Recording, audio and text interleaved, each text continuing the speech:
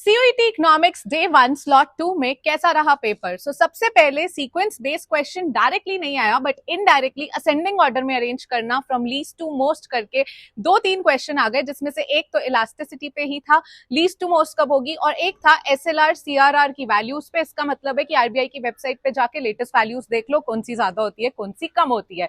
इसी के साथ साथ माइक्रो से थोड़े ज्यादा क्वेश्चन थे, मैक्रो से कंपैरेटिवली थोड़े कम थे।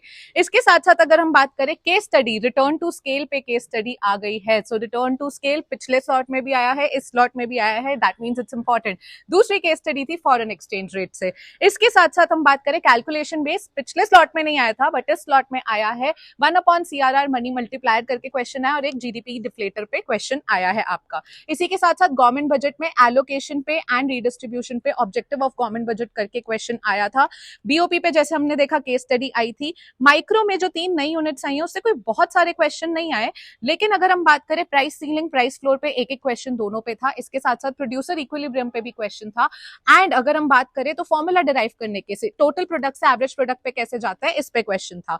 इसके साथ साथ इंडिफरेंस कर्व की प्रॉपर्टी पे क्वेश्चन था। एंड साथ साथ अगर हम बात करें तो MR curve, direct graph based question नहीं था पर एमआर का ग्राफ कब नीचे गिरना शुरू होता है उस पे ये क्वेश्चन था। इसके साथ साथ डिक्रीजिंग रिटर्न टू स्केल, जो क्वेश्चन पिछले स्लॉट में आया है वो इस स्लॉट में भी था। इसका मतलब है एनसीईआरटी के बॉक्सेस बहुत ज्यादा इंपॉर्टेंट है। एंड एनसीईआरटी के बॉक्स में जहां constant return to scale, increasing return to scale and decreasing return to scale पे है, उसकी इक्वेशंस भी करके जाना, क्योंकि इसकी इक्वेशन पे दोनों स्लॉट में क्वेश्चन आ चुका है।